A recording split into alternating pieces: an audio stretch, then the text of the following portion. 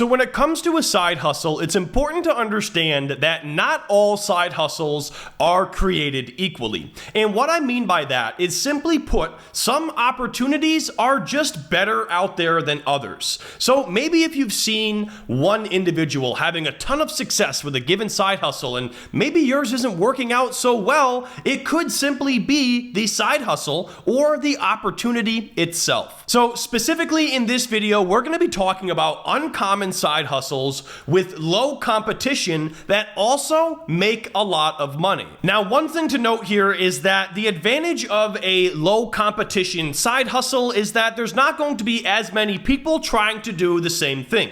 However, there's usually a reason why people don't want to do that thing, and so some of these side hustles are going to require some good old-fashioned elbow grease. I did want to call that out early on. So for some of these opportunities, the reason why it pays a lot of money is because it is some hard work. Starting off with number one, that is definitely going to be the case for this opportunity, but don't have that be the reason why you shy away, because you can make bank with an eco junk removal business. So let's call out the obvious. Simply removing junk from people's house is not an unusual or an uncommon side hustle at all. It's something that happens all the time. What I'm talking about is adding a level of eco-friendliness to this entire business, having your customers feeling better about the items they are discarding. Most people don't like the idea of filling landfills with their old furniture and items like that. So if you can tell them that you have a set process for trying to sell or donate or reuse these items, and then only the stuff that you can't find a home for goes into a landfill, well, all of a sudden you're adding a moral component to that business, and it's going to be much more appealing to certain customers. And people might be willing to pay you a bit more money because your differentiating factor between you and your competitors is your eco-friendly approach. But what they don't realize is this business also gives you multiple ways to make money even after you get paid to haul that junk. So let's go through a step-by-step process of what an eco junk removal business would look like. So step number one, you're going to collect the junk from your customers, of course advertising your eco-friendly haul away services. Step number two, you're going to sell whatever has value, and that in a nutshell is repurposing it, giving it new life, and putting a little extra money in your pocket. Third, you're going to then donate whatever you can't sell but still has some utility value. So maybe it's old clothing, maybe it's a couch that isn't quite valuable but it does have donation value. So after you donate anything that seems to have any value, step number four is to recycle any leftover components from that process. So if there's any plastics or items that you can pull out, maybe metals, you could in fact, pull out scrap metal and collect that and sell that down the road too. But this is going to be the part where you're pulling out any last bits that have recycle or turn in melt value. And then step number five, you're going to actually trash whatever is left over. By doing this, you're giving yourself a unique marketing angle for your customers. You're supporting reusing stuff and eco-friendly approaches to our items that we all have and many of us want to get rid of. And you're also giving yourself multiple different revenue streams in the process. So overall, I just really like this business opportunity. Now, along the same lines of this is going to come side hustle idea number two, which is doing a furniture flipping business. And you could actually pair these two businesses together and probably do like a junk haul away furniture flipping business, because truth be told, a lot of what people want you to haul away is old, big, bulky furniture. Now, there's all sorts of reasons why people are leaning towards secondhand furniture options. Last year, it was based on availability. There was just literally no inventory to be had. Or a lot of people are just fed up with spending $4,000 or $5,000 on a couch when it plummets in value thereafter and pretty much has almost no resale value. So myself included, when I moved moved into my house here in Miami Beach, we fully furnished it with second-hand furniture using Craigslist, and I believe we actually purchased our couch from a couch flipper. Now, this is where you take the idea of buying and reselling couches and furniture, and you have to bring it to the next level. And what these people often do is rent out storage units, and that's where they do their couch flips out of. So when they buy a couch, they'll either bring it to the storage unit or they'll take delivery of that couch at the storage unit, and then they take photos there after cleaning them up, and then they aim to sell them right out of that storage unit as well. And if they're not selling, they're sitting in the storage unit where they're ideally making way more money profiting from the flips than the cost of the storage unit. And I can tell you that I just rented a 5x10 storage unit here in Miami Beach, and that was $170 a month. So you could easily fit probably 4 or 5 pieces of furniture in there if they were small or medium couches or love seats. So it's easy to see how with volume you can make serious money flipping couches. And if you're interested in rehab, you can also take old wood furniture and look into these reclaimed processes where you paint them or sand them and pretty much give furniture new life. Another option I will leave you with is something I did as a teenager. I used to take pallets that I could get for free down the street, cut them up, and make interesting things out of them. And I actually sold a few of those items and made some money with pallet wood that I was able to get for free. One of the simplest things you can do with pallet wood is you take a piece and you make a pallet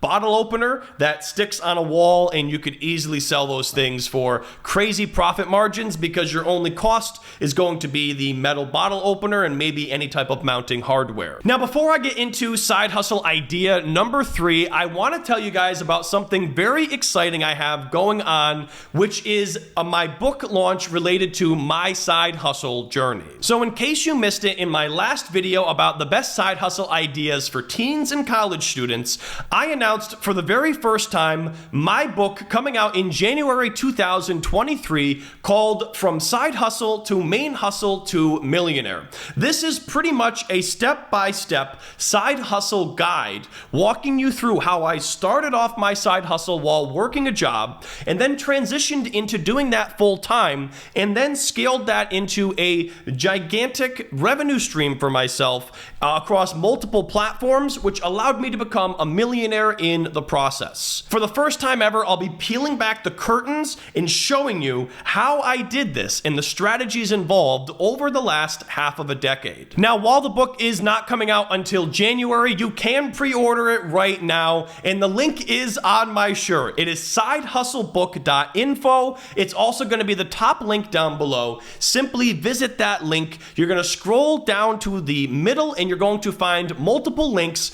where you can pre-order this book across all sorts of major book retailers. Guys, I encourage you to simply take this step right now. It's all you have to do, and then come January, that book is going to show up in the mail. Perfect time for New Year's resolutions, and I will help you step by step with your side hustle journey. All right, so side hustle idea number 3 is creating a subscription box business. Now, a lot of people are familiar with these on the consumer side, but not a lot of people think about how these businesses actually work and why it's such an appealing business model. In the world of business, there's a lot of SaaS, and I'm not talking about bad personalities. I'm talking about SaaS. And this is, of course, an acronym that stands for Software as a Service. Now, this has become sort of a catch-all term that now covers any type of subscription-based business model where you're charging people for access to something or taking delivery of something